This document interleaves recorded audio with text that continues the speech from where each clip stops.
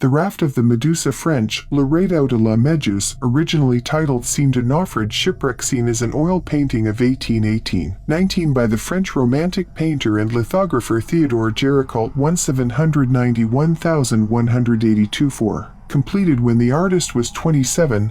The work has become an icon of French Romanticism. But here, we gather not to discuss art, but to delve into a bone-chilling tale behind this painting. So grab a drink and settle in, for the tale I am about to unravel will send shivers down your spine. Let's begin.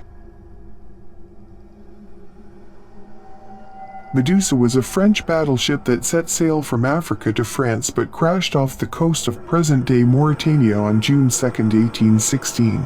The purpose of the voyage was to establish control over colonized Africa, so a fleet was organized to head towards the port of Senegal. On board the Medusa were 400 passengers and crew. The captain of the ship was Hugues Duroy de Chaumareys, a 53-year-old man who hadn't been on a ship in 25 years and had never commanded a frigate before. He was appointed captain because of his noble status and loyalty to the king, which was considered sufficient during those times. The journey to Africa was initially successful, but on board was a wealthy friend named Richard, who had no knowledge of navigating ships. However, for some reason, he was allowed to steer the Medusa just a few days before reaching their final destination. The ship deviated from its course at the request of its new governor, who believed taking a shortcut would be advantageous. The crew, however, warned that it would be dangerous, but their concerns were ignored. The area was filled with numerous coral reefs and sandbars, some of which were high enough to damage the ship.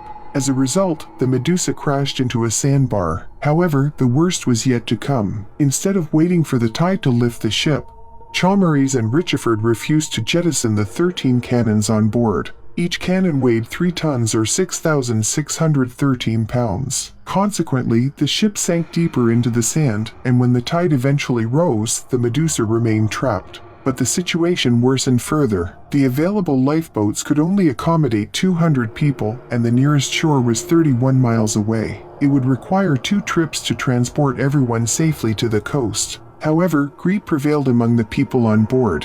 There were valuable items such as wine, ammunition, weapons, and gold. The captain prioritized saving these items, as there was no way to leave them behind with the rest. Chaumareys decided to construct a makeshift raft. The plan was to place the cargo on the raft and transport it to the shore along with the lifeboats. These decisions proved to be the captain's biggest mistakes. It took 3 days to construct the raft, during which other crew members noticed holes in the ship, raising concerns that it might split in two. Chaumareys ordered everyone to evacuate onto the lifeboats, but since there was insufficient space for everyone, he forced the rest onto the raft. Only 17 people refused and chose to stay aboard the ship.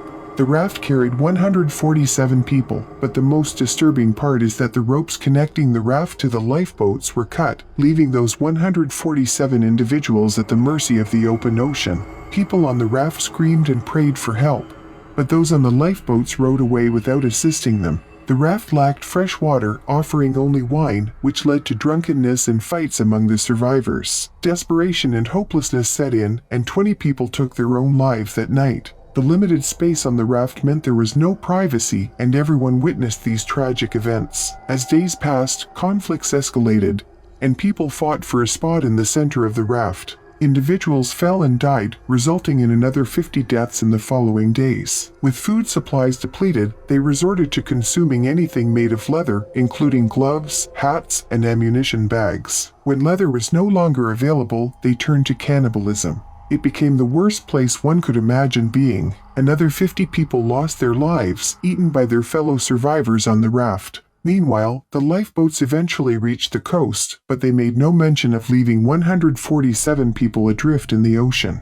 They remained silent and continued with their lives, as those left behind were considered already dead. On July 17th, by sheer chance, survivors were discovered aboard a British ship. Only 15 individuals survived on the raft, and when they were taken to the port of Senegal, 15 more died. Chaumareys reported the location of the shipwreck, but not to find the survivors. His intention was to salvage the remaining gold that couldn't be transported onto the raft. I sincerely want to thank you for watching. If you enjoy the videos I create, please help me by sharing them, as it increases the chance for them to reach more people.